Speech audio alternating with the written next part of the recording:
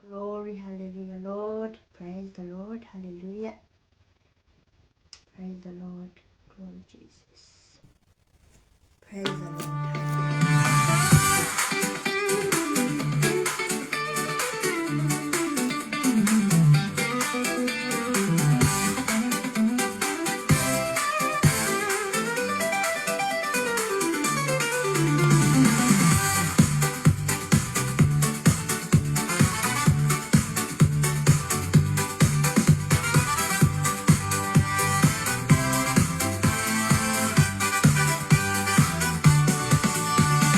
I'm so glad that Jesus set me free.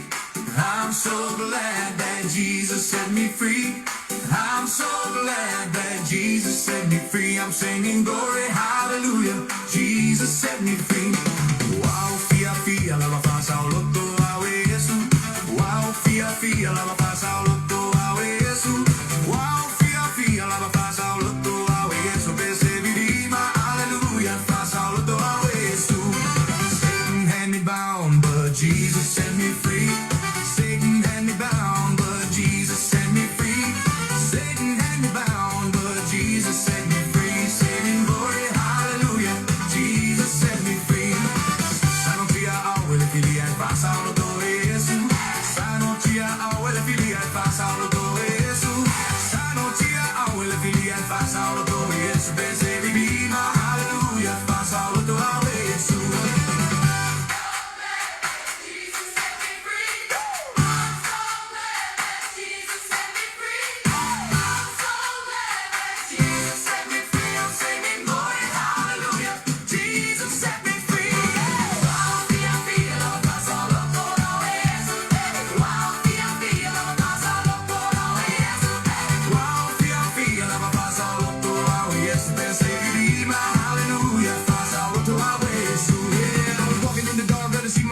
Chains on my soul, heavy every day. Been there, heard the truth, came to live my path. Race in my heart, I go the aftermath. No more you, no shame, I'm brand new. See, I'm so glad that Jesus set me free. I'm so glad, set me free. Of those chains, hey, get a victory.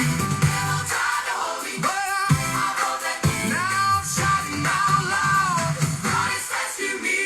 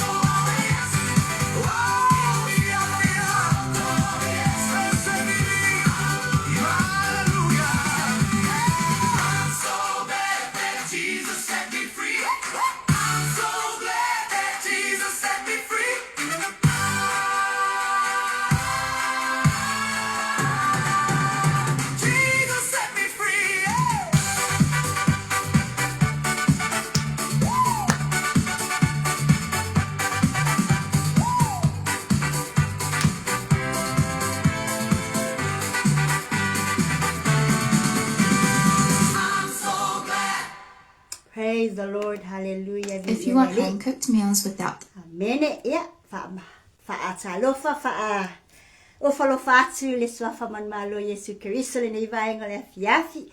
Ia le tatou ainga, ia mai se ai foi, ia le tino Kiriso, mwhaina mo le avanoa, ia e mafuta mai ai le nei afiafi tatou te fia, ia ma tatou si whaafetai, si vi inga i le atua, o na lo na lofa, ma lo na ngale le imo i tatou, ia. Whaafetai tele lava i le alofa malanga le leo le atua. Amen. Hallelujah. Whai mai upol pesele na matai ana nei. Whai mai o fia lo loto. Whasa o loto a ue le ali. Praise the Lord. Hallelujah. O te le iloa la. Po o tutu saita ua le nei afi. Po o iei se mea o lo whapena o na o ngā kau crash ai o le nei afi. Ia, ale ai. Yeah, you ta fia fatasi lo fa sa lo ta fatasi ta ua ia. Praise the Lord. Hallelujah.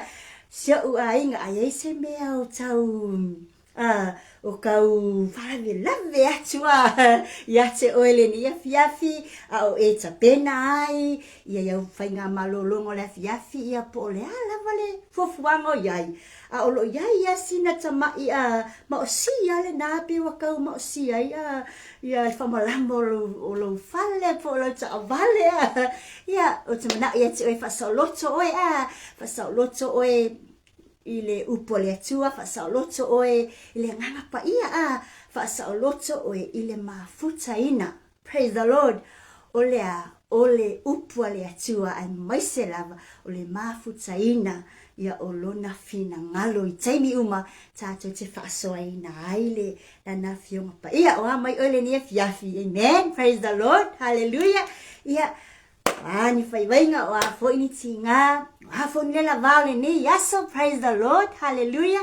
Ia wha mahalosi, mo ia awa lava ni e moe, o yeise wha fita uli, o yeise ita, o yeise to mumua. Ia wha fia oe, ia fia lo loto, ia fia mea uma, e te moe fia fo, i te ala e tai au. Kei ora mea uma, le lato ratu tā pese lea. Whapena ona e siva mai ele nea fiafi. Ia ona tā whasolo tai la ia lea. Ia e le tāpol kalame ia pei ona iai. Ia le nea fiafi seo ainga ai le lata tātu pese lea. E te tulai mai ai, e te ringo mai ai. Ia ona tā whaangi mea whasolo i la. Ia le nea fiafi. Praise the Lord, hallelujah. Ia lea li. E tulai mai. Le tai sta fiafi so e sau sia ia ona ta fai me fasolo ai lea. Praise the Lord, hallelujah. Faaoloto oi, praise the Lord, hallelujah. Glory Jesus. Amen. Faaoloto lo palongo, faaoloto lo tangata. Amen. Glory tu pola ilunga. Praise the Lord, hallelujah. Mama, Papa, yeah, to like my brother, sister, friend. I'm so glad that Jesus set me free. Yeah. I'm so glad that Jesus set me free. I'm so glad that Jesus set me free. I'm singing glory, hallelujah. Jesus set me free. Amen. Lalo. Hey. Acha.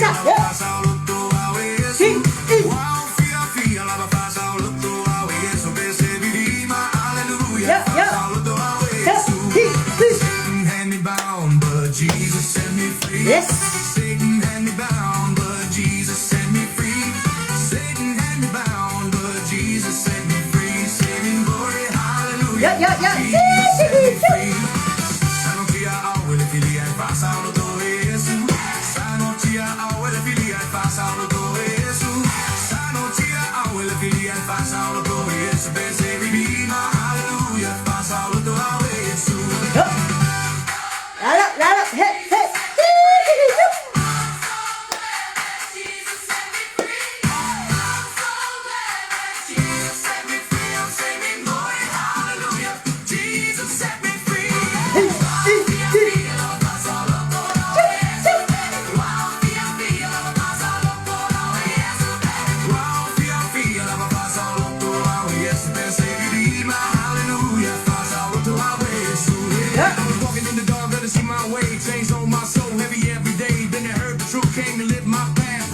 Acha. The man, no of you, no shame, I'm brand new. See, I'm so glad that Jesus set me free. I'm so glad set me free.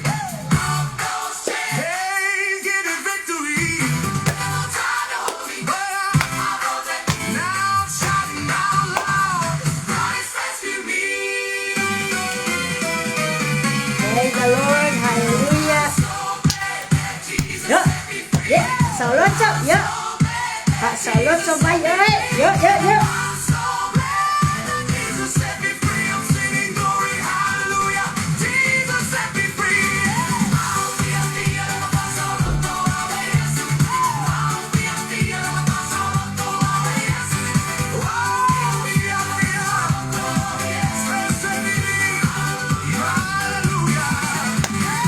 I'm so glad.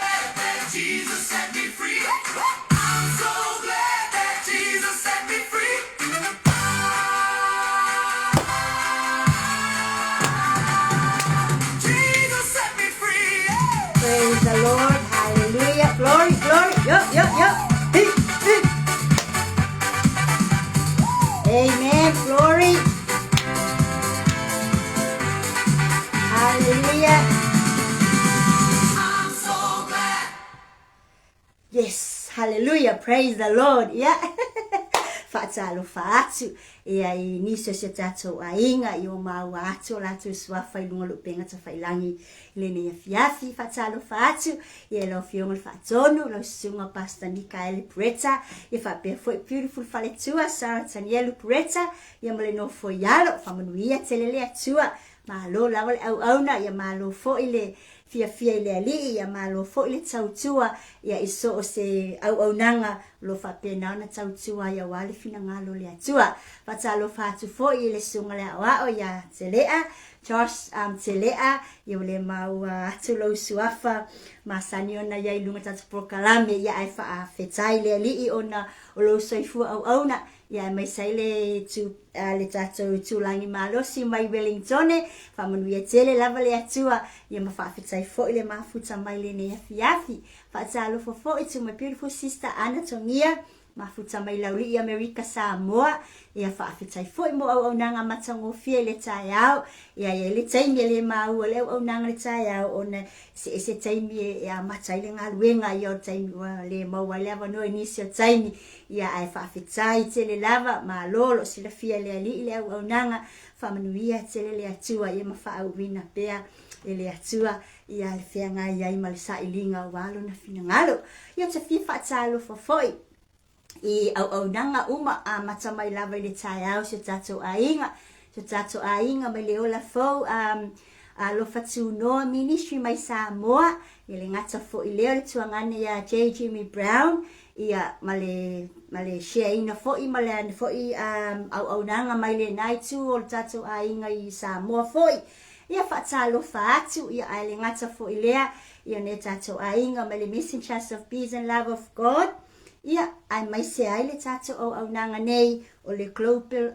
Kingdom TV channel ministry ia o lo fa pena ia ono tato iai fa atasi ia so taitasi ia ma taimi o lo ava no ai tato ia fa talo fa atu ia ma fa malo atu ia o nanga matango fie ia ile aso male aso ia fa fetai foi ia I au na le atua ai mai se ai ia ekalesia taitasi o lo tato mafuta le tato ministry nei ia I tatalo ai mai se ai ia le fa malo si awe ala le upu fola le atua fa manuia tele le atua ia o tau sunga ai mai se fale tua ia malenga luenga fita lo fenga iai fa talo fo I ministry taitasi malava fe lava le ministry o lo au na ai ia ma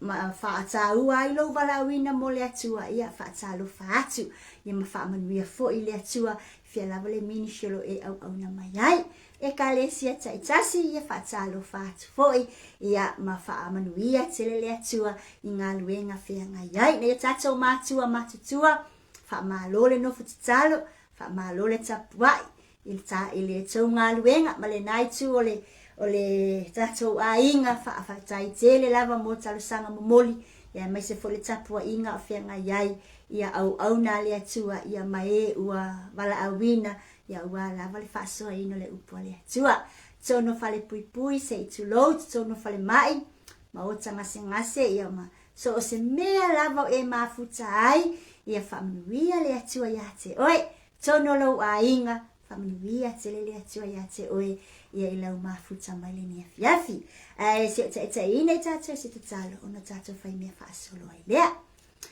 lo matou atua matou te Faaolataga atu ia te oe le nei vaenga le fiafi ia se o matou momoli atu ia palapa malo I lau fionga lo matou tama ono lo famalo wanga le ua ai male manuia faiva matiute sa feanga iai le to atele o lau whanau le nei aso le ngata fo ilea ia ua whapena ona awa manu wai ia au nanga ma le wala awina o au na sao latu tu mo lau upu a mata mai lava I le taiao se ia o mai le nei vaenga le afiafi le ngata si o matou ainga nei ia o ministry taitasi uma ma ekalesia taitasi uma lava ia o lo latu whaasoaina lo finangalo whaafetai tele lava ia le ua awa manu wai le nei afiafi o na o lau tau singa ma lo fatu noa whaasafua ia ua matou mawai ma le fiafia nei tu lapa ia mai tu la au le lei iwa e foa i mai mātou te toe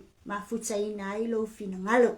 Whaafetai tele lava i whamanuianga e ale le ola, foai o le soifua, foai atu si o mātou a inga o lo mafuta le ni afiafi.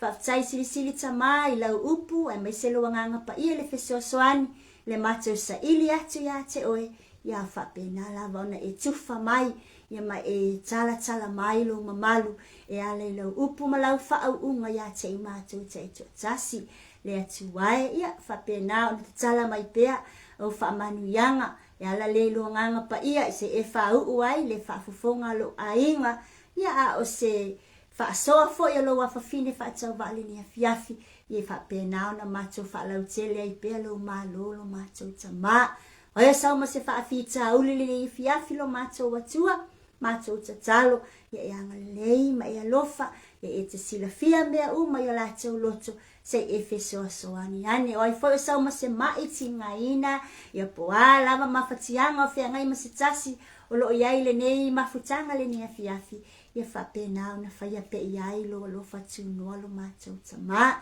ai o le nala mātou tatala e a mata ai le mātou au nanga nei, ia tu mau pea ia te oe le vi inga, ne ia o le whaavavau lava, amene, ma amene. Praise the Lord. Ia hallelujah, vi ia le ali. Ia le nei vainga le fiafi, ia seo ainga, ia o le vi inga la vali atua, amene, e le mawhai ono tātou whaititia, e tātou pea, ono tātou momoli, pea le vi inga i le atua, ia ono alona, lofa malona anga le lei. Whaafetai tele lava i upu, whaala e au, upu whaamalosi, upu ti mai, sa whapena, ono whaasoaina, mai au na le atua ia ma so se tasi sa whaasoina le upo le atua le ne aso ia whaafetai tele lava i le tufa ma lo le ngā lulue ia ma lo fo i le tautai ma lo fo i le whai o le whaiva le ne aso ia tautai ia e ia le ne aso maona ngā luenga ma lava mai se ai ia le vala awina i le whaasoina le upo le atua tau ina ia whaamanuia le atua ia i le au nanga fai pea, ia so uma, ia o tau sunga, ia powai lava, ia whapenana whaamanuia pea le atua, ia mawhatu mau le whaunga le atua, ia te o tau uma lava lo whasoa ina lo na finangalo. Praise the Lord, hallelujah. Ia o le nei vaenga le fiafi, ia o te loa o le ata whai me whasolo. Praise the Lord, ia se mamanu foi, o maua mai le avanoa, ia o le tātou masini po le tātou pengata whailangi, ia ina ne te fo e se whale tonu, ia ona whapenale, ona whawhaingata ai le tātou ngā luenga ma le tātou au nanga le nea fiafi. Ai, nea fiafi se o ainga le tātou polokalame o le Maapupula le Faaolataga, ia au ina atu tono Palmerston North, New Zealand nei, ia i le au nanga, ia a le Global Kingdom TV, ia atu ai fo, ia ma le tātou ngā lue whaipa angai, mai tātou a inga o la fau, o lo fatu noa, mai Samoa, le tuangane a J. Jimmy Brown, ia mai se, i le whaasoa whaleanganga, ia whaapea fo, ia le Messengers of Peace and Love of God, ia mai tatono Palmerston North nei. Nei a fiafi, ia whaafatai atu i whesota inga, whesota inga o lo whaapea naona, whesota ia le anganga o le atua, ma le confirm ina le anganga o le atua o lana upu. Amen, hallelujah. Tasi lava le aunga o le tele o le whaalongolongo ma le maitau watu i le tulimatai pea e le tātou whaasoa o le alofa ma le sili ese o le atua e ala lea i whamanuianga ese o lo o ia foa i mo i tātou. Le ala fo i lea o lo whapena o na tu maua i pelevi inga ia te ia. Ona lo whapena, ona confirm pea le nganga o le atua lana whe au. O lo tau moli le aso ma le aso. Mai lava le tai au se ia o mai li nei vaenga o le afi. O le loto whawhetai. O le loto whawhetai o lo whapena, ona aunga ma whapena, ona tātou tilo pe iai mo tātou va ai iai le nei savalinga tātou te iai. O le loto whawhetai ma le loto whaamauti noa i le tangata. Amen. Hallelujah. Ma nei ai o le sa o maua fo i le svaenga ta ua fo i se whaasona o mawaina na nei I le afi mai lo tātou a inga ia whaapea o Yesu o ia o le whaamalolonga. Yes, praise the Lord. Amen. O vaenga umana mawinga na o le atua.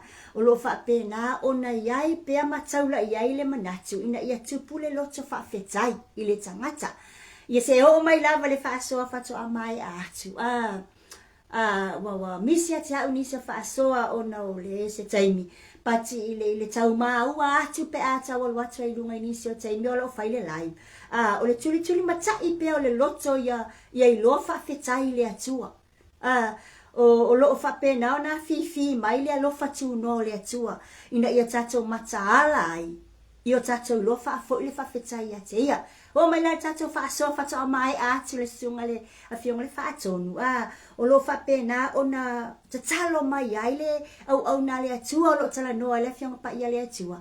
Ia ina ia whape na o na o tatou loto whawhetai. O na o le manuia o le atua. Amen. Hallelujah. Praise the Lord. Vi ia le ali. Ia tatou loto whawhetai. Ona o le alofa sili ese o le atua. Ma le alofa tu no le atua. Amen. Hallelujah. Ia tatou loto whawhetai. Ona o le alofa le whatua o ia o le atua.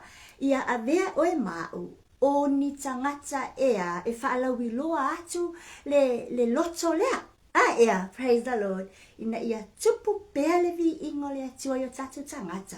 Ma ia laua lunga I pe ia te I tātou lo tātou atua o ia o le alofa tūnoa. Praise the Lord.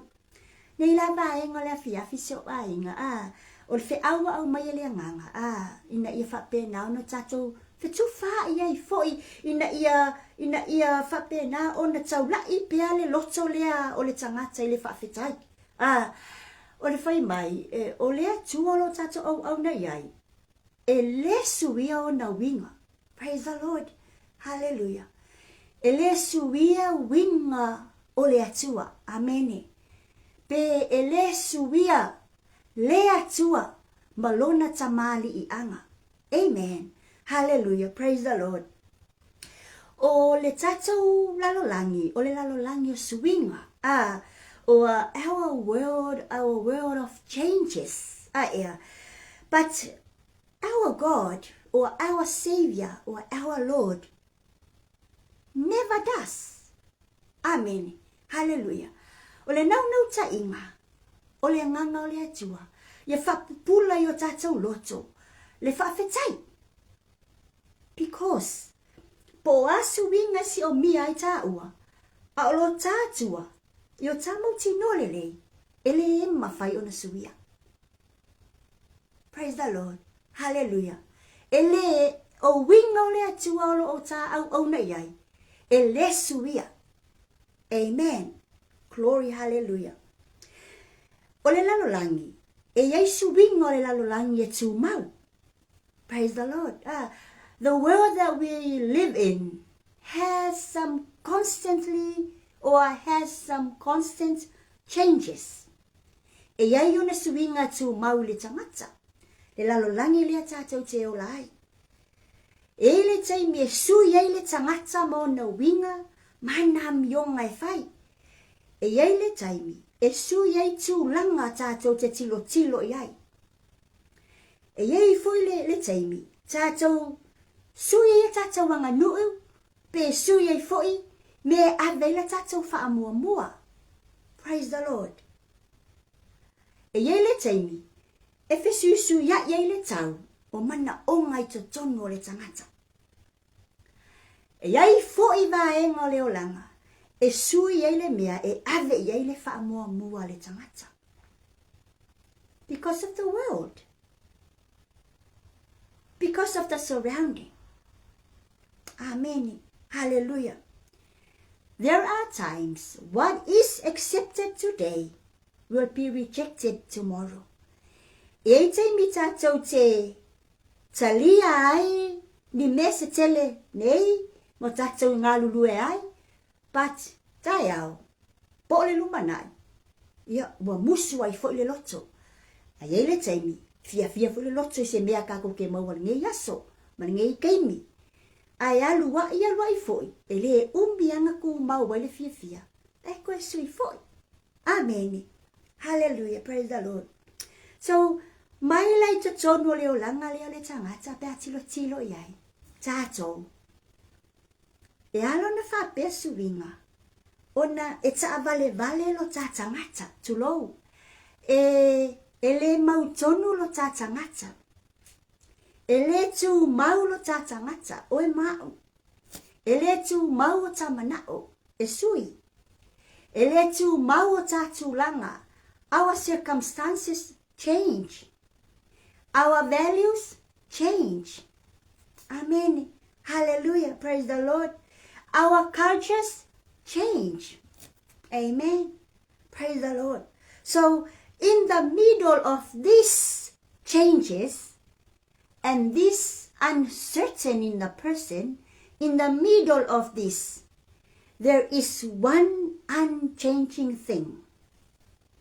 Just si lavale mea ile suia, mai ile mea lea, ile lalo langi lea tato tino nofo ai, mo tato wola ina suinga nei. There is only one thing that never change. Amen. Praise the Lord. Hallelujah. Praise the Lord. Hallelujah. And that thing never change, or that person that never change, is Jesus Christ. Amen. Hallelujah. Lea waticlea mai ele tusi lea e peru. Amen. E peru sfulu tolu, alon fai upu e valu. Lea wapatua i wha manino le lei mai ai le mau lea. E sui le lalolangi, e sui oe, e sui iau, e sui langona, e sui winga, e sui wha matalanga, e sui manaonga, e sui le wha mua mua. Patasi lava le mea le sui alona wha vai. Na o Yesu Keriso. Lea lai tala mai le tusi lea e peru, e whai matatou mautau avele nea fiafi. E peru sfulu tolo na whai upu e valu wha pelo na whai tawina. O Yesu Keriso. E le liu lava ia, o ana nafi, male aso, e o foi, i le whaavavau. Amen. Praise the Lord. Hallelujah. And in the English version, it says, Jesus Christ is the same yesterday, today, and forever. Praise the Lord. Amen. Hallelujah. Ole tala le tusi pa ia, po le afionga pa ia le atua, po le upumoni le atua. Amen. Hallelujah. O loo whapena o na tala mai ai, winga o le atua e le suia. Amen.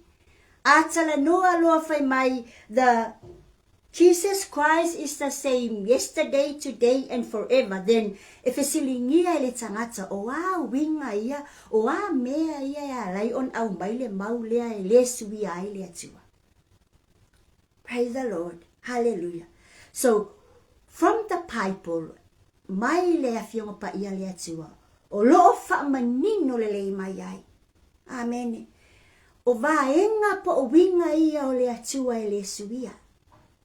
Ele suia lona natura, his nature. Amen. Praise the Lord. His power, po lona mana. Amen. His truth, po le winga moni, po le upu moni ale atua. Amen. Hallelujah. And his promise. O vaenga po winga nao le atua e au pito sili o na whaatau waina e le suia. Amen. O lona natura, o lona mana, hallelujah, o lona upu, maana folanga. So, God never changed by his nature, his power, amen, his truth, and his promise. Amen. Praise the Lord. Those are the best and the perfect characteristics of God that will never change. Amen. Praise the Lord. O le truth po le upumoni le atua. Amen. That what gives us, the believers, a confidence. O le upumoni le atua, e mawhai o na ia au maia ia te i tātou. Amen, hallelujah. Le loto mauti noa, e tupu ai le loto whawhetai. Le loto mautu, ma le loto tele, ma le loto toa. E tupu ai le loto whawhetai le atua. The truth, this is the truth of God gives us all that confidence. Hallelujah. Not only the confidence for us to be confident, but in His truth, e au mai fo ia te i tātou, le mautu o le tangata. Le stability. E au mai le mautu o le tangata, e au mai le loto mauti noa o le tangata, amene, ma au mai le whaamoemoenga o le tangata. Amen. E maua o mai vaenga tā uana, i le moni ma le atoanga o le upu o le atua. Praise the Lord. Hallelujah. So, when everything around us is unstable, uma e si o mia i tā ua e le mautu ma le mautonu ma Yesu inga. Amen. Still, the truth and the nature and the power of our God never change. Pole ala vale swinga o vaenga uma ia e au tafa pe si o mia i tā ua. But o le atua e le ai lava se swinga o ona winga.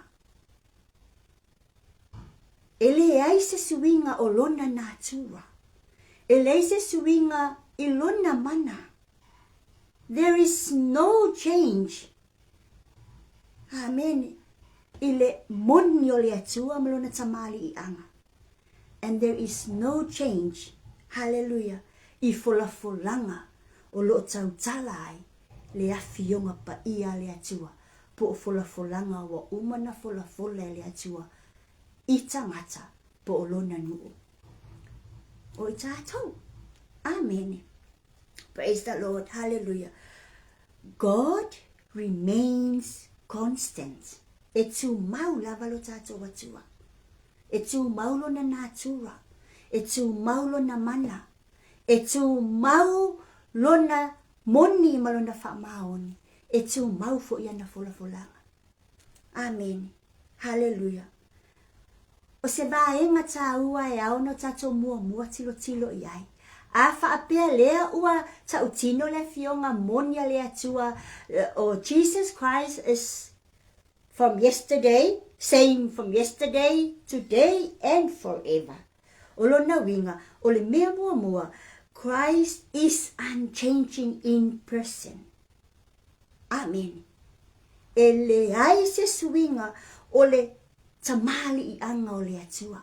Amen. Hallelujah. Christ is incapable of changing. Ele ai mase mea o le asui ai le pe au tātou tilo mo tātou mawhawhaulo tātou atua. Ele mase suinga o lona tamali anga po o lona tangata. Amen. Hallelujah.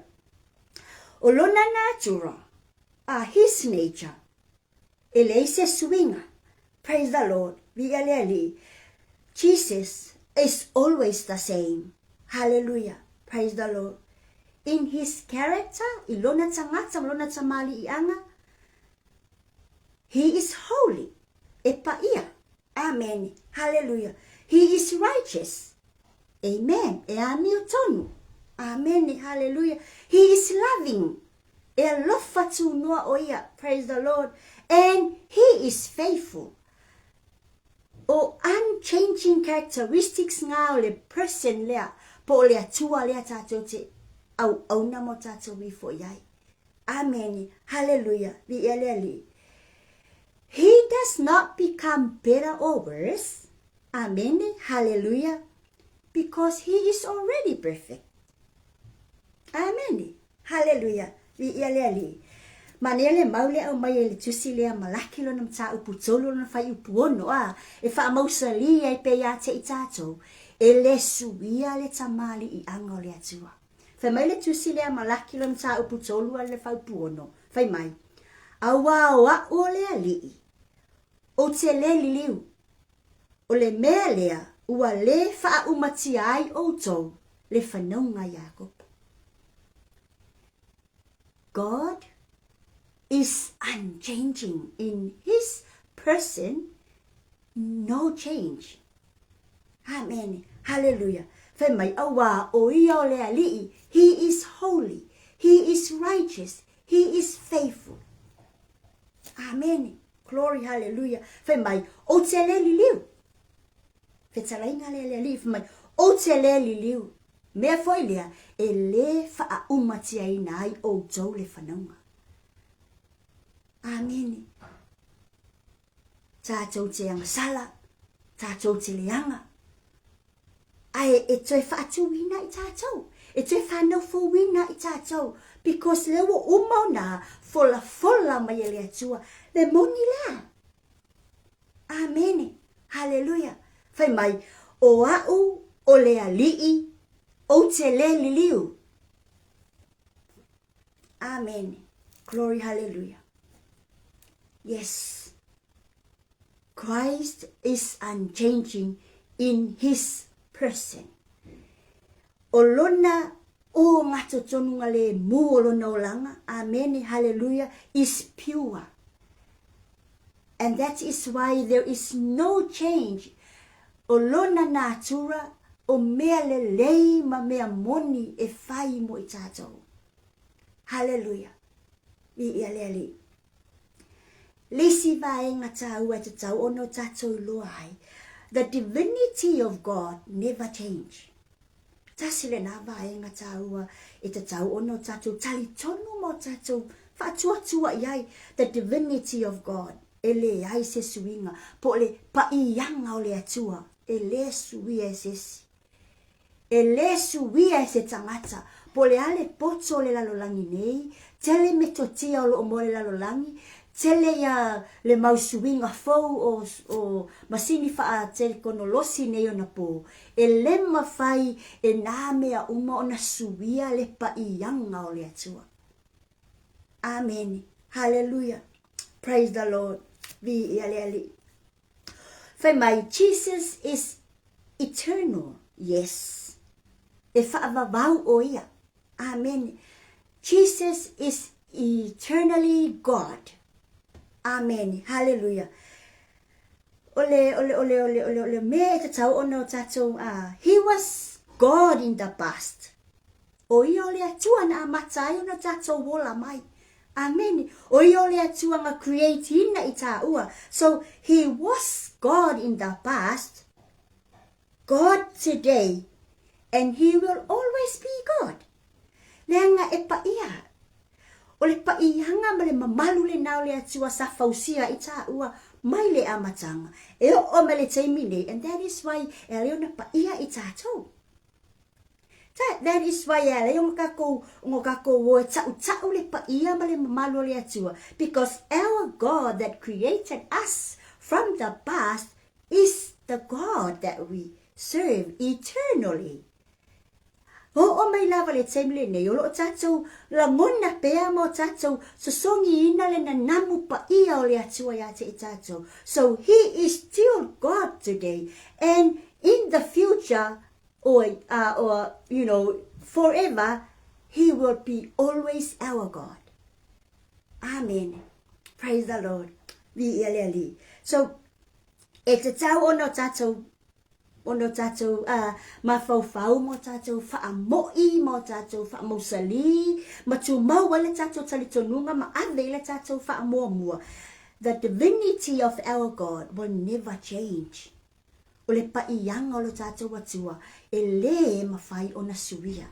O lo na paia lea ma lo na mamalu lea na ia whai ai mea paia ma mea sili ese ma le amatanga. E o mai le teimile nei, lewa tā sapi ai. E whaawau pea se ia o lava i le tauni uma o ana folanga mo i tāua. Amen. Praise the Lord. Hallelujah. O nai sea, o nolo tātou atua, malona whaasino manga. E le ei sea awhianga lona whaasino manga i teimi, ma tūlanga o lo tātou yaile nei vai teimi. Pei foi na ile amatanga, ile tau faa iloa atu ile amatanga. Po o asu inga o si o mia i ta ua, ma o ta iai, ma o ta faya ile lalolangi. E le mawhaia iana suia le ali. So, o le identity le o le atua. E le afia ngō fie, ma e le mawhaia le taimi, ma tu langa o lo tupu le lalolangi. Ona suia le atua. E tu maua. E tu maua mea umaya te ia. E tu mau lava o na winga. Amen. Hallelujah. So, no matter what, o le ale circumstances le kake iai, po o atu langa le kake maua, po o a tamai, po o a mea lelei, po o a uma mea lo ta mo le teimle nei. E whaila vanga fisusu ia kasi kaili mau kauinga. A o le atua malo na whaasino manga, e le suia lava. E le whaapea a o me le teimilo wa ai mai masila mai tama, wake lele ka kaulanga e waki ake ia, wake lele ka kupelafo mo ia, wake lele ka se fuluai, o ngā sui e leo na whaasi olona tangata mo i tā ua. E tu mau lava. E le whaapea sila mai tama, o oe wa te lela u taulanga, a o hau wa le aisa u taulanga, pe o oe wa e tō anga le lotu, a o hau wa le tō anga le lotu, o na sui ai lea. No, nothing can change this divinity of our God. Ya te i tātou. E tu tusa uma i tātou lana vaai. Pe ese ala kaimi ka ke whai aku ai, ni mele lei mo ia, pe ese fo ni kaimi ka ke ko a anga kua ia ke ia, po le ala vale ku ai ngā saika ka ke saika i ngā ile atu ai taimi ese leo langa, masuinga leo langa lo tātou iai. Keep in mind that his divinity never change. And his person or his identity, his holiness, his love and his mercy will never change. Amen. Sui pele o langa, mwhaianga sui leo langa, e mwhaiwhainga sui o kako si o manga, malela lo langi a o lea tua, i o kai loa mamau ki ngolele. E le kai mawhai, e ngei mau mea ka ke ofo inga moia, o ngā suia ai, lona lelei mo i tāua. Amen. Praise the Lord. Hallelujah. Whai mai le Ioane mua, o lona whai ipu mua. Praise the Lord. Sai le amatanga le upu. Sai le atua le upu. O le atua fo le upu. Amen. Hallelujah.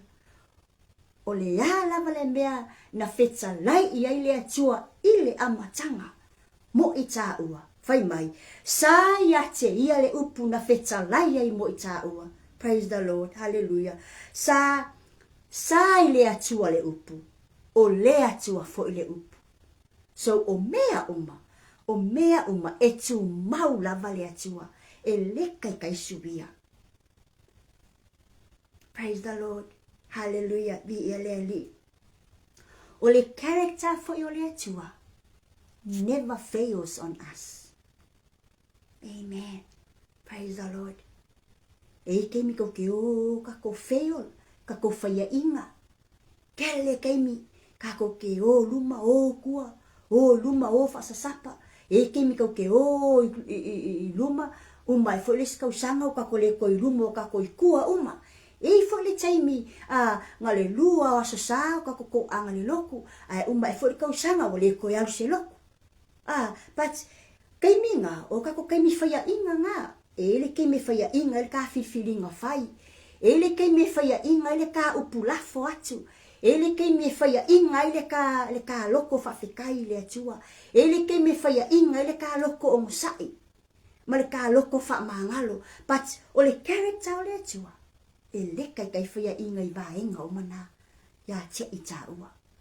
E ku kusa umalonga character mai lava i so se tau lava. Whatever season, whatever time, e tu mau ale character o le atua. E le kai suia. E le whaia inga fo i le atua. Pe sila mai fo i tā maia i tā ua niso taimi e ka ke fia nakuluvi inga next minutes ka ko mumumu maka ka mui ma ka fai ai le kai fape to mumo le atua ya ka ua ele kai foi fape ai el finangalo le atua o le aka mui ka ua ele kai foi ya mui ya mai ta ua ele atua se si tangata o winga yo le tangata ngei wa le lei ka ya foi wa le lei ngei wa aka ka ya foi wa kangi ngei wa fia ka ya wa ese fa u mai mutu tulo but God never fails. Le kai fail pe fa ya ina tama e ona winga ia olona ia tangata molona ia tamali anga molona character e tu sa so uma ava asila mai tama ta fa ele kai ya fa me akaua asila mai fo tama ka ke kau mui ele kai foi so o me tamale mui ngosisi no he would never do that. Amen. Praise the Lord.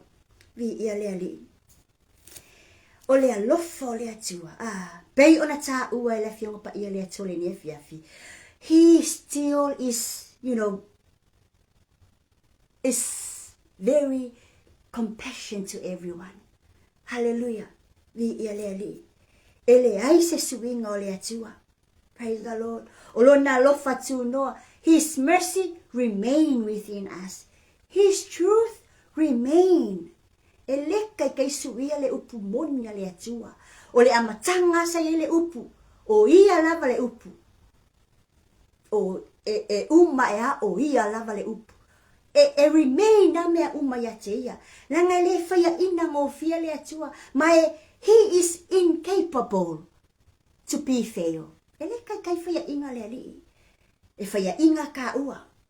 Ai lema fina ina le atua kau pe ka ke leanga ngei ka leanga ka yao fa ko akako le le kau sanga fo ele kai fa pe na mai la le atua ya ke oi ma e ku mau alonga lo fa malonga le everything in his character remained the same from yesterday, today and forever. Amen. Panga ika ua kele o kaimi wa peia ka ua ka wole o langa le peia ka ua e faingi ka season fo inga le kai mo ka winter kai mo ka summer o le kai mi fo wa fa penga a o le atua le kai fa penga ya ka ua. Amen. Hallelujah. Ai pe ai se ka ko fa pe ka ko ke fa pe ai ale ko ke au lo tato wa tua ele ai se swinga. Amen. Hallelujah.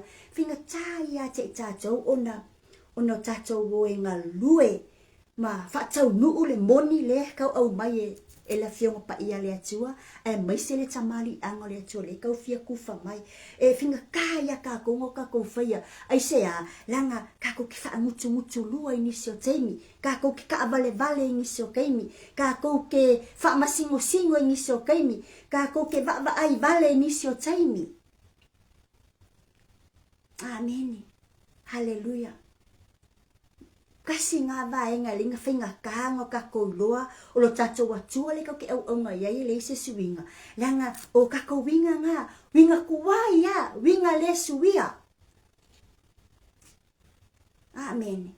Ko ke au mai le anga le sta ngata sa fai mai nga fe au mai ngei alo le nga ka ko wo ave le anga si ngata le ave le si kanga ba ai ese winga le kanga le lai fai o le lava nga but o lai ko ke avea o winga nga le o langa le ka ko ke o lai au tatu wa tuali ko ke au nga yai e lo le mea nga le fina nga lo ai le nga le ko ma fai Faapupula ma ya ka ko wo nga winga ele suia. Amen. Hallelujah. Panga ika ko ya panga ika ko ma o langa ka ko ke o lainga.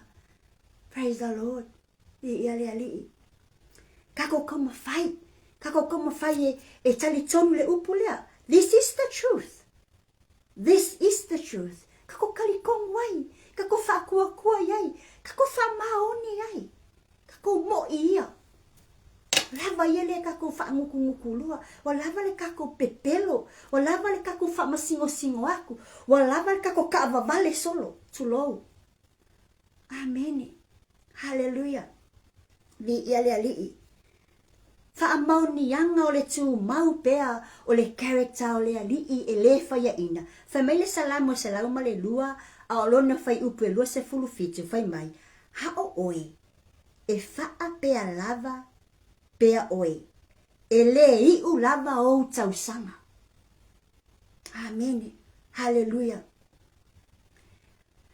E remain pe tu mau pea winga o le atua, i e o mai i ate ia, i e fai alo na finangalo, i e talitonu i ate ia. Where are we now? O fea o iai tāua, o fea lo tatu langa i lo tāwala a wina mo le atua. Are we going to God, or are we returning i le mea sau kako mai ai? O tato wo ea i le atua ma le wha maoni. Praise the Lord. Hallelujah. Vi ia le ali. Lesi va e ngata o yo tato i loa e lesu ia i lo tato atua. O lona mana. Amen. O le mana, o le paiyanga o le atua. Christ is unchanging in his power. Amen. Praise the Lord. First of all, his power is to save you. Amen. Remain ale power leo le atua. O lo tu mau pea le mana faaola leo le atua le suia.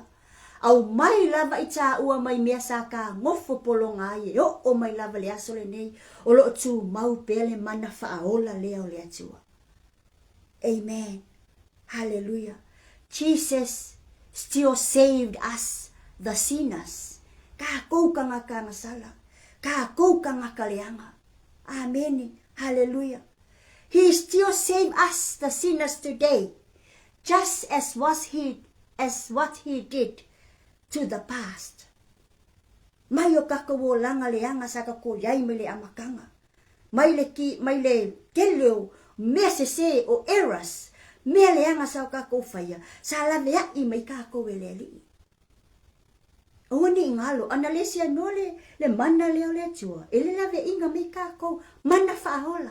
Leo o mele temile nei. We are still here because of this saving power of our Lord. Lea se swinga. La ala nga vavenga ka o ile fafika uli. O ka ua. O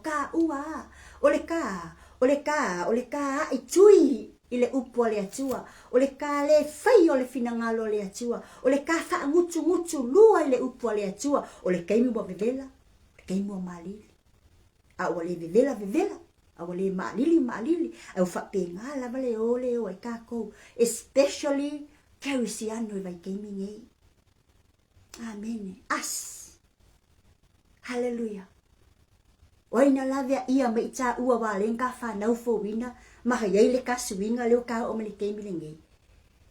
Ele ka fa apele amakanga ka kele fie e ka ke val aulia mo le ali ka kele fie ka le ali mali amakanga but waina au mai ka ua le lavea inga le atua le ma o mele kemi lengei le ka ke yai lava. He saved us through his power. Amen. Praise the Lord. So se tasi lava. Olo o yaise mea olo fa atala ilana savalinga. Ele ai lava se sulu yaina o le atua. Langa pau lava leo le tangata sa tongi o la ina. Ma fa naufo winai le tangata e avea ma tangata fo. Na olo tatu ali ifa olo Yesu Keriso. Femele e peru e fitu fai upelua se fululima. O le mea foi lea, e mawhai ai, i ate ia, o na whaaola pea lava ye whaalata atu le atua, o na o ia. Awa, o lo o soifua pea ia, e whautua moi lato.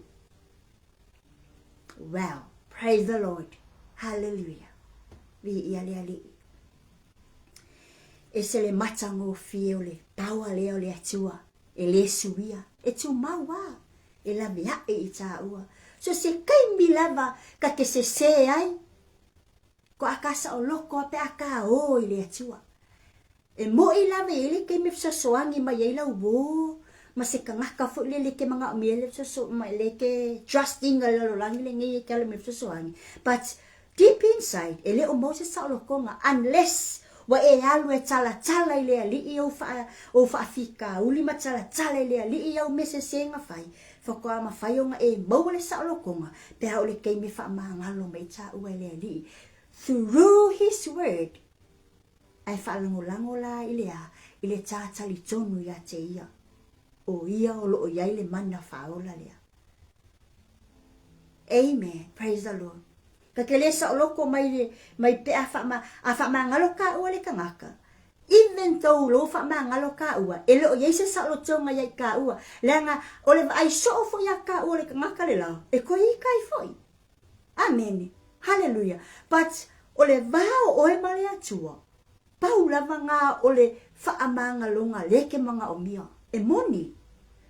Leanga mea lava whetanga iai lea li i mo i ka ua, ma fola mo i ka ua, e tau nuu uma. Mai moni mea uma e finangalo e lea tua mo e maa. Winga le lei, winga lofa, winga fai pele nalo tātua e lesu ia. Pe whaafia lava ngaka angasala, pe whaafia lava ngaka leanga, pe whaafia ngaka kau mui le whaife au malonga whalekua, pe whaafia ngaka whiika maka kau mumui mea whaile ka lesia, e whaamangalo e ka ua lea tua. Hallelujah. Praise the Lord. I ale ali.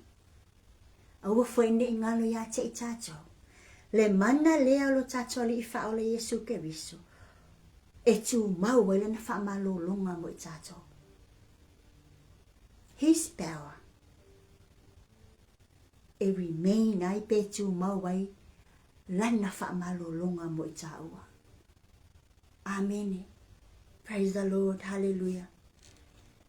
Tātou na tātou talanoa, fo i mo tātou su e mo tātou loa mai le hawhionga pa i ale atua. Hallelujah. Sa ia whaamalo lo mai ese. Amen. Hallelujah. Ele ingata na ia whaamalo lo mai, ai sa ia koe restore inga le ola o le tangata. Sa ia heal and restore the lives of people. Amen. He still has the power. Amen. He still has the power to heal us physically, spiritually, and emotionally. Ele ngata ina whaamalolo ele ali o tātou mai whaletino. O le tātou wola whaalea nganga e toi whaalelea. Ma toi whaafo i mai lo tātou loto. Loto ina ia whaapena o na loto atua i whaatua ia te ia. Amen. Whamene mātai o walu whai upa se fulu fitu. O na tau nuu ai leo le upa le profeta o Isaia o whaapea mai. O ia lava, nana ave ina o tātou vai. Mana tau ave o tātou mai. Praise the Lord. Hallelujah. So a inga le ne fiafi. Tele yo winga le ali ele mawhai na suia. Mai ele suia e tu mau pea. His power over everything remain. Po a lava isi mau mea tele o lo sui le lalo langi le kake feo wai ma kafe wai solo ai. E tu mau pea le mana o le atua i le suia mo i tāua. Amen. Hallelujah. O le mana leo le atua, praise the Lord, has the authority in us and in everything. And the power of God, amen, hallelujah, over everything remains. E tu mau pele pulele ale atua ya te tātou. Malapso se mea lava. Po a lava swinga ka ke whaia lea mea male mea. E tu mau ale pulele atua ya ke kaua. The authority of God. Because of his power. Amen. I ale. Praise the Lord. Mana tua foi. Amen. E iaile pule ale atua fo iai matutuli ai te moni. Ole na tura mawhaafita uli e iaile atua le pule au. Amen. E sui ai mea uma. Praise the Lord. Hallelujah. O mea uma le fuafuanga. Le mana e fo le famanatu ale mata e los fulu balu fai upes fulu balu fai mai. O na maliwa ne ai leo Yesu, wa fetala yati yate lato, ua tuwe na mai yate au le pule umalava, ile langi, male lalo langi. So he is the only one that has the power and authority over everything that surrounds us. Amen. Po ala o ka pawa le ka ke pawa ai maka pawa magic le lalo langi le keimi le ngai. Po afo ya ka mai ka ke mako o ka mai ya mo ka sile le ka pule le si tangata le teimi le nei. Fai mai o mea umanga e pe uma mea ngatulo pe a o le teimi e au mai le pule le atua. Amen. He is the only one that has the power and authority on every single things, including us. Mea umalava la na fuafuanga. E iai le pule awa le atua. E le suia. Tasile na winga o le atua. E le suia. Po le ama le a, lo ka malolosi le ngai kaimi. Po le ama le a, fe mai kasere ka kala fai le mea le ai mai. Ai a ho o le tei me fetala ia le ali ima fai mai le fina ngalo le ali. E leila mseso ka ko e ku ilunga. Ka ko ke o umai lalo. Ka ko ke fai me fa longo le atua. Langa o winga ia o le atua. E le suia. E ate ia le pule au i le langi. Male lalo langi. Le pule au fole na le atua le faso so mai ai. Mea le lei umama fa manu yanga mo i ka ua. Pe au mai fui fa manu yanga le atua. Male le lei o le atua. Ayo ka so o nga faya. Pe ka ke femi kai ai maso o nga fa alia vale ai. E le suia. E foa i pea ia. Amen. Hallelujah. Ai o ka ua. E ka kau o nga ka fai me fa longo a mai le atua le manuia ma fa atonu mai ta ua hao pe fa fefea o nga ka fai le manuia le pe fa fefea ka fa so inga le manuia le e ka kama ka fai me fa longo le atua. Amen. Au aloa le au mai o mea le nga ka manga nga oai fe mai loa so pule lai mea ia. Au aloa le tangi matatalo atu i le tama fo ai mai fia maua mai se ma fala lave le fa ia fia tama le se kupe ia lofa mai ka fia saonga bla bla bla ia o le se mea ai fa ia me bla bla bla.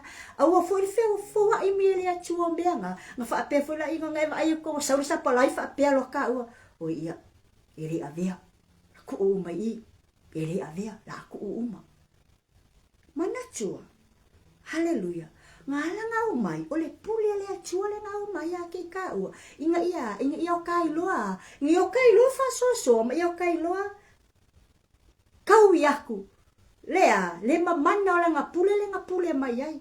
Fa manu yanga mo ita ua. So ole mea le fia fa mamafa awane ngalo yake ka ko le fa pe foi la akele mai manu ia me le ali matali uma mai me ke manga oi o nga ngalo la ia yake ka ua le me ka ka nga fai le ali sa ya tu mau mai pe mo ka ua wa e mo lo me ke le ali si ngalo lo le ali ya o nga me ia le pulis ka ke les kana e pula ka nga kaya ale me fi fa pula ya o ia e lo ma mauti noa po ala mo winga fa pe ngai fai mo ka winga fa pe ngai fai e lo le ma fa tua e remain lava le power o le atua e fa so me ya mo ka ua. Amen. Praise the Lord. Hallelujah. Le si vai nga ua lava leo ke lo makwa yo ka ko ka fili sa ngoai o fulanga le atua e fai tangata. Whenever God promised ya ka ko le ka ko ke fia i mo ka fili sa ngoai i ke lo fulanga i na fai le atua le ai ma se fulanga ele itau no. And all of those promises ele isuia ele atua anga fola nga nga fai mo kako. Amen. Hallelujah. Praise the Lord. Yo kako iloa. The word of God never fails. O le upo le atua, e leka I kai whaia inga le upo le atua. E le to I lalo fo le upo le atua, ai sea, nanga le upo moni. Hallelujah. Praise the Lord. Li ia le ali. A ofo le taimie, fai mai ele, folfolanga le atua, mo I tato. Folfolanga e shua, e kaungu ulava. Langa o le atua moni. He is the truth. So all of his promises will be surely happen.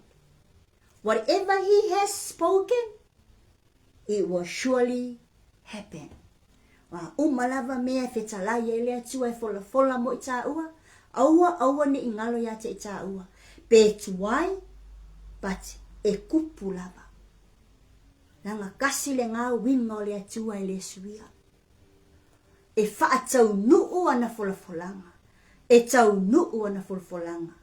Folanga o lo ala mai lana upu ya te itato. O tū la fono o lo fola mai le atua ya te itato kako ke whaia. E tupu ma wha tau nuu. Mai e tau nuu uma mea uma. Amen. Praise the Lord. Hallelujah. So ainga le ne afi. Amen. Praise the Lord. Fai mai le matai o le lus fulfa a olo na fai upe tolu se fululima. E mawai atu le langi ma le lalo langi. A o upu. E le mawai atu ia. That is one of the promise e kakaungo kako no fauta iai. E mawai aku le langi ma le lalo langi. A ole upo le atua mana folanga lo au mai. E le mawai. E tu maupea. Amen. Praise the Lord. Le ase folanga o mana tua lo mafaufau. Tasi leo folanga.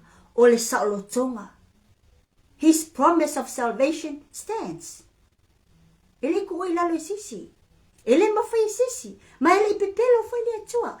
He promised to save us. Still, nowadays, le ku maki a. Le makwa iku ilunga le te le. O le faaolataga. I le faaolaina I tātou e le atua I le sātau.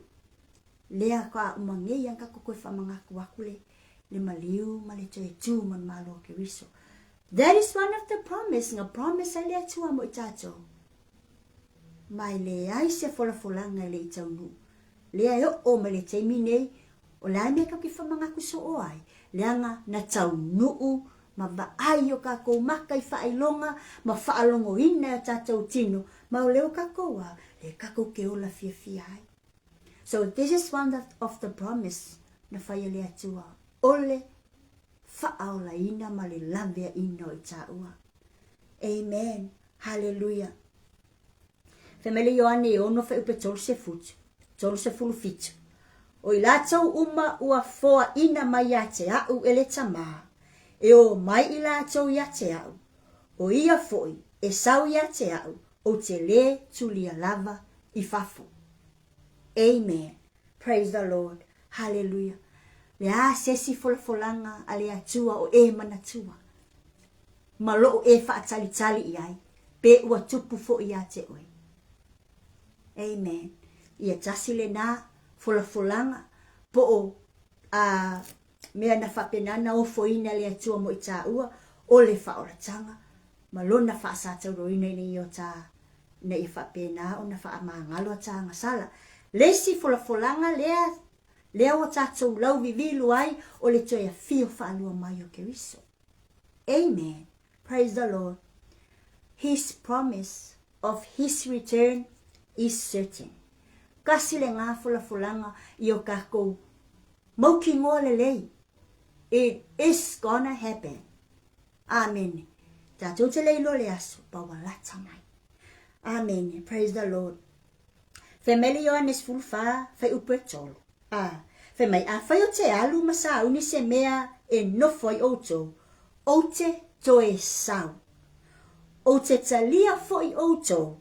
Ia whaatasi maau ina ia outou. Ile mea o te iaiau.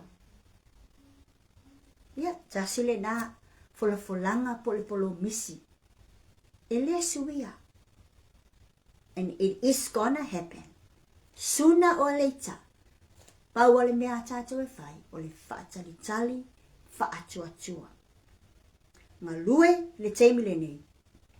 Ma ia e mauti noa, e ho le teimi e tau. Nuu ai le valo anga lea, po ole folanga lea, a la ua tā lava tā pena. Amen. Hallelujah. E wila ma fo ina, fetoso ina whaapa uloi se itu lou, I nisi o tali to nunga whai mai, e le te fio mai ke riso.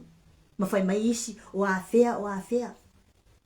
Ka oe isi le aso, ka oe isi le masinga, but to us, pau lava le mea ka ua ka penga, ngā lue le upu, wha ngā yoi uma mea lo fola le alii, ia o le taimi, e to ia fio mai ai, ala e kaki kali komu iai, ma kafa kali ai, male fia.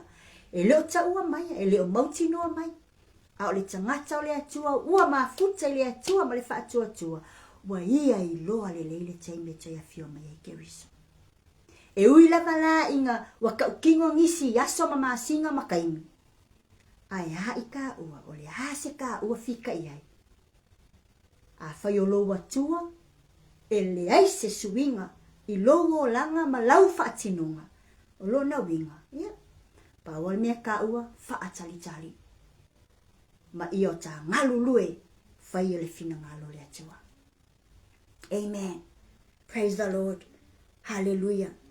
Tasi le nā vaenga tā ua tauno tātou I loa. God's promise will never change. So his return is going to be happen. Sooner or later.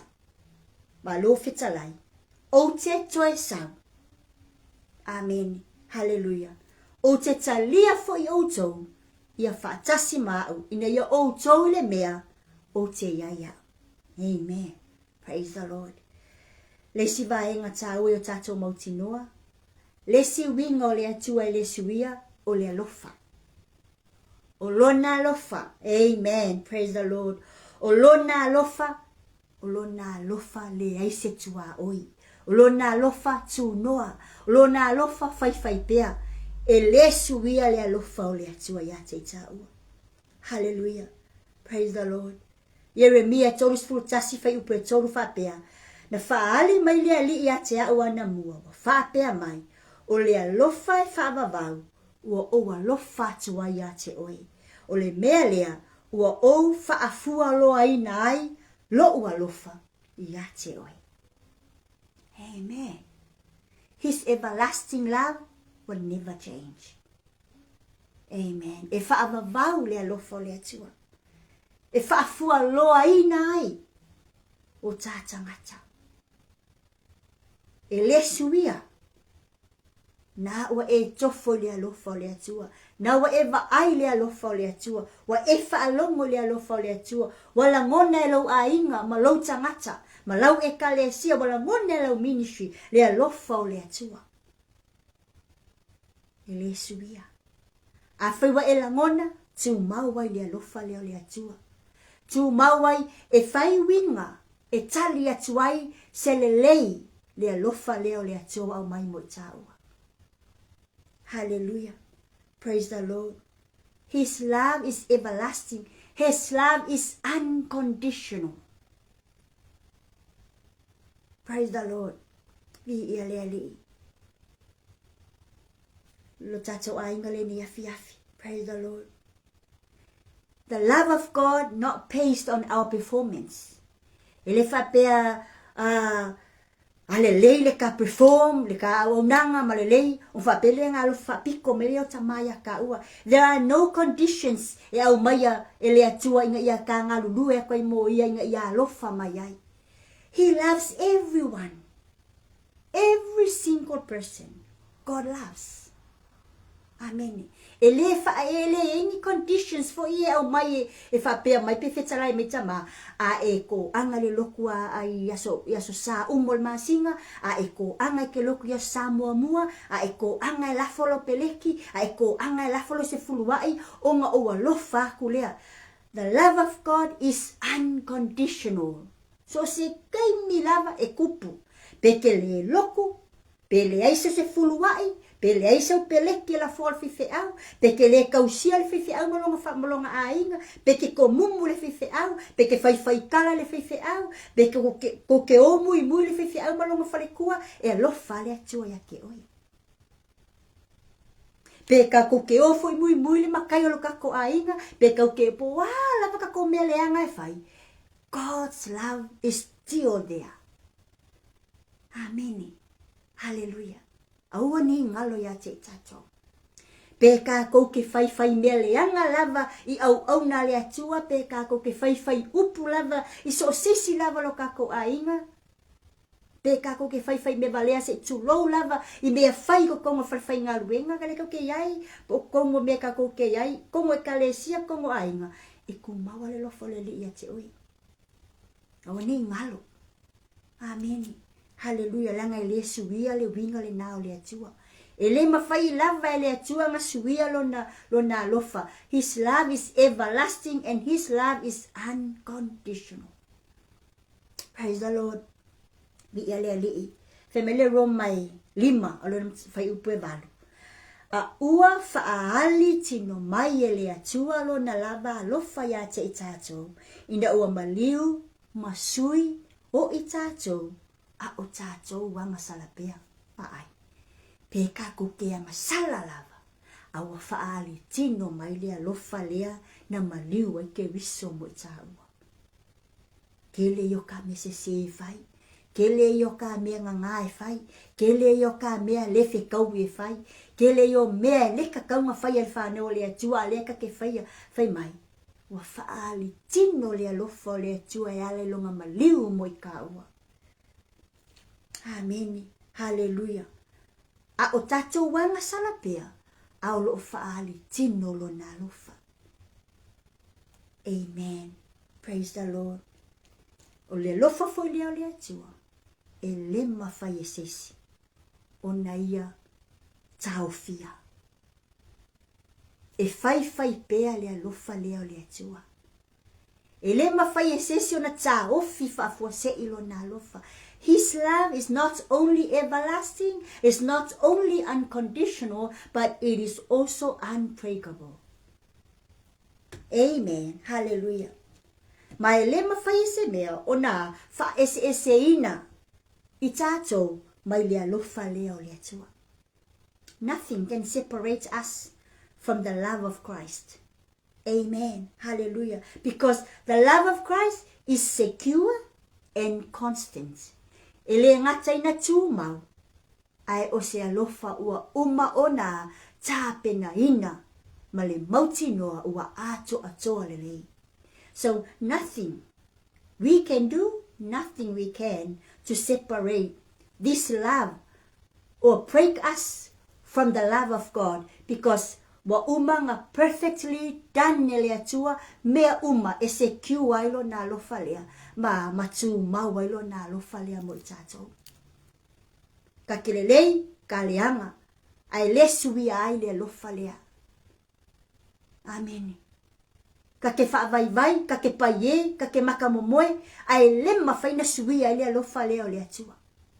E tu mau lava. Because wa umona tapena wili ato ma tapena ngale atua lo na lofa. Secure ma fa pelon finangalo e tu mau. La ngol tato wa tua lo tato o na iai e fa vau lava o ia. Mai le vau e o atu le fa vau o le atua lea.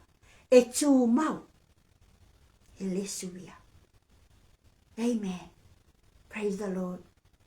Be le o le lofa leo le atua na faali tino ai lona tongi o la ino i taua ina ia ni salamo i taua.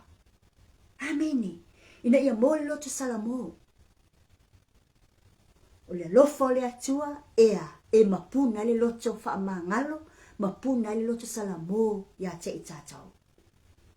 Praise the Lord. Hallelujah. Roma valu fe upe tolus ful valu. Manele maune au mai ina fe mai. A wā ua ou mauti noa. E le mawhai e le oti po le ola. Po o angelu. Po o alii. Po o e malolosi. Po o mea e neio na po. Po o mea atali. Po po le mawalunga, po le loloto, po se tasi mea na whaia, e le mawhaia e ia mea, o na whaatea e se ina mai i tātou, i le alofa o le atua, o loo ia ke riso Yesu, lo tātou alii. Amen. Praise the Lord. Li ia le alii. So a inga pele le ne afi. O ni ngalo. Aso ta itasi o le olanga. E le suia le alofa le atua. God's love, or our God, is unchanging in our daily life. Aso ta itasi o le olanga, mi nute ta itasi, se kone i tu la ma aso ta itasi. E le suia lo tatou atua ia te i tatou. E tu mau lava o ia, tu maulo na natura, tu maulo na paia, tu maulo na moni, tu maulo na folafolanga, tu maulo na lofa. Ia te i tatou, i aso te i tasi le olanga. Amen. O ia o le whaavai papa lea o i tatou, he is our constant foundation. O le whaavai mautu lea. O lo tatou mauai le ola fia. O le whaavai mautu lea. O lo tatou mauai le ola le lei. O le whaavai mautu lea. O lo tatou mauai le ola manuia. It's our Jesus Christ, the God that we serve. Hallelujah. Daily. Le neila lo langi mawhesuia inga. Jesus is the rock that we must found it on. Kakau o ngā avea ke riso, Yesu ke riso, lo tatou ali whaola, ma maa e whaua i lunga o tatou whale. Amen. Hallelujah. He is the rock which we stand daily. That is why kako ke manguia.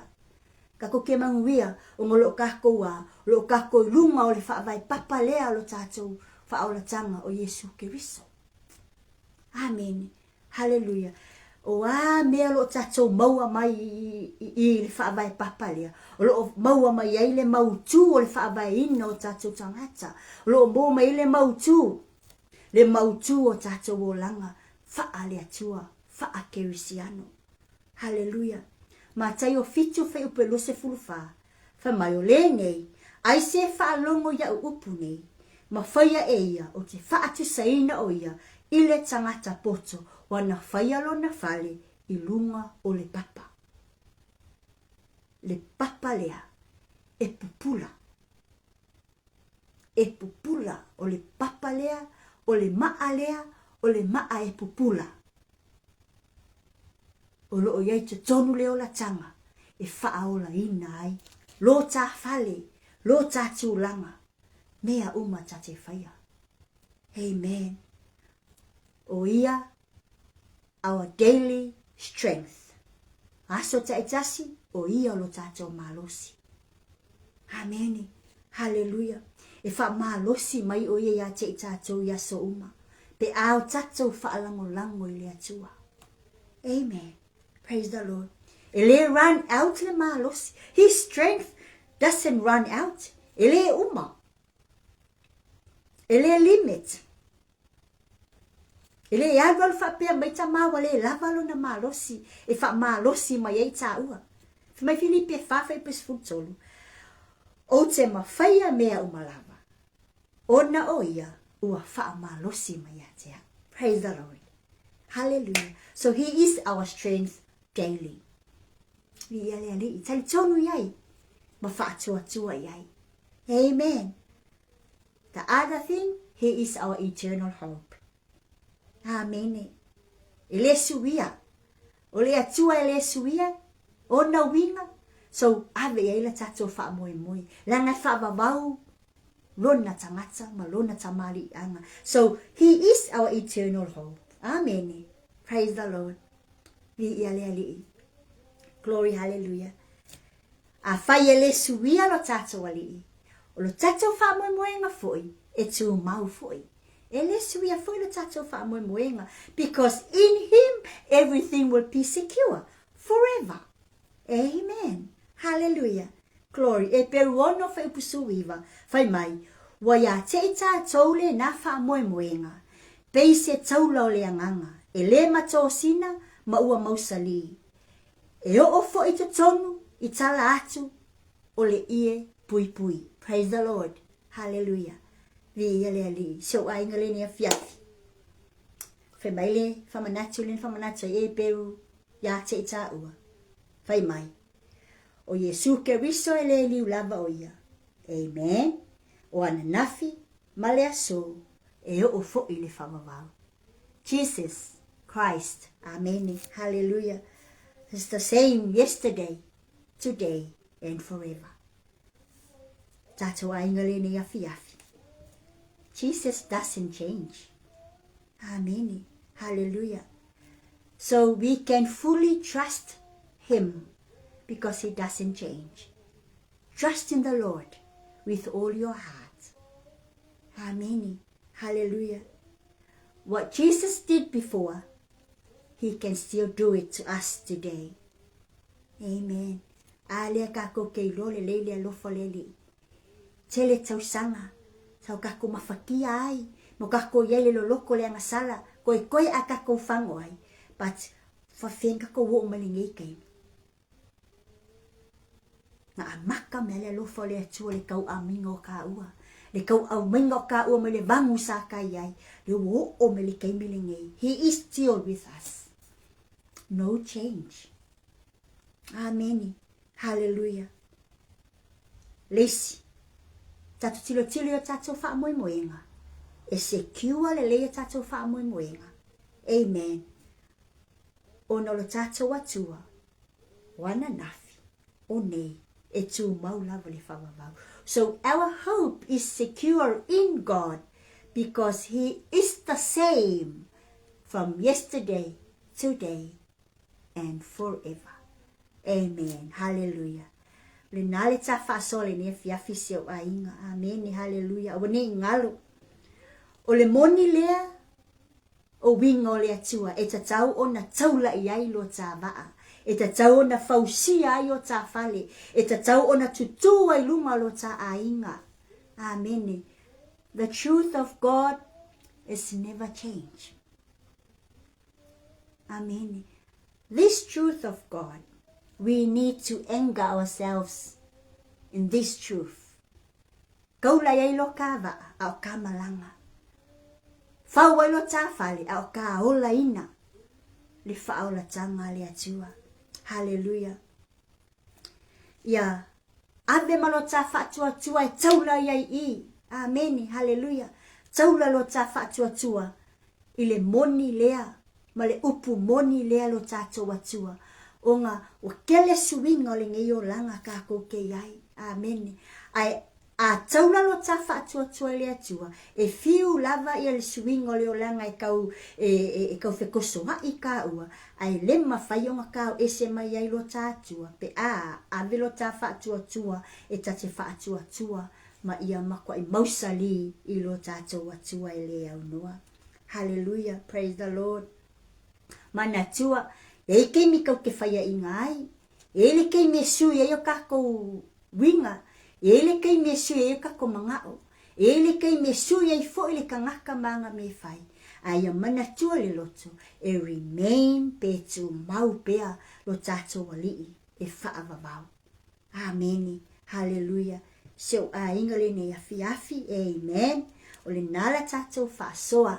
Let us build our lives and trust upon God. Amen. Hallelujah. Trust in him. In his promises. Kako whaatua I folanga le atua. Let us walk confidently knowing that the same Jesus who worked in the past for us is still working today for us. He will never leave us, never fail us, and he never change. Whamanuia te lele atua I lau whafonga le nea fiafi so ainga. whaafitai le anganga pa i o le atua o na le te ina fo i tātou le tātou whaasole ni a fiafi. Ia tu mau pea whaamanuianga le atua mo i tātou umalava. E maise lo na anganga pa ia whaamalamalama atili na upo tātou whaasole ni a fiafi. Lo fatele mo o tō umalava seo a inga mafuta. Ia, so se tasi lava mo whaina mawala tātou au nanga. Whaamanuia le atua, i ele li. Whaatai tele tamale ni a fiafi. Pafo i atu le vi inga mo le whaafetai o nolo upu. Whaina matu talatala ina le ni a fiafi. Tama i oe, moni ma wha maa oni.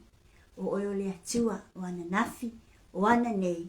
E o atu le whaavavau, e le suia lo natura. E le suia lo paia. E le suia lo alofa.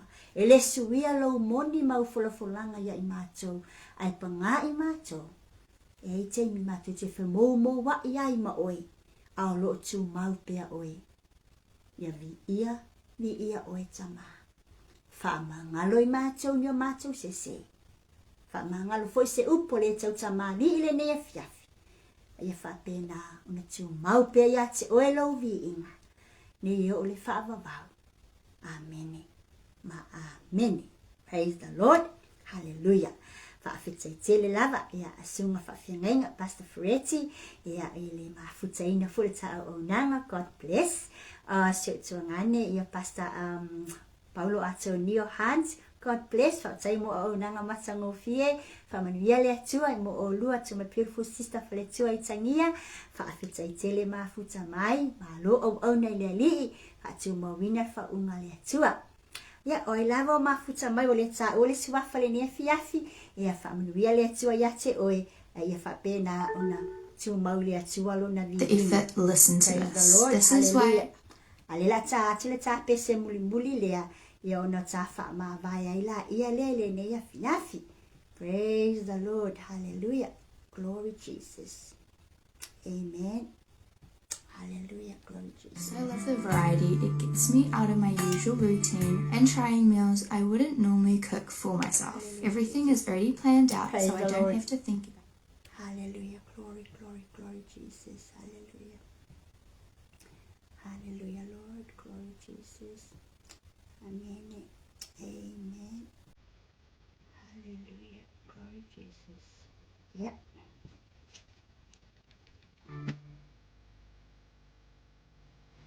Lord, praise the Lord.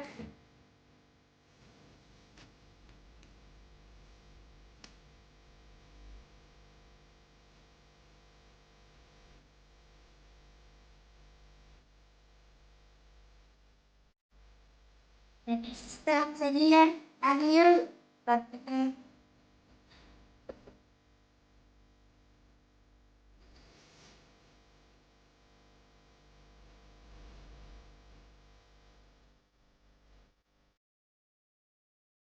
Praise the Lord. Hallelujah.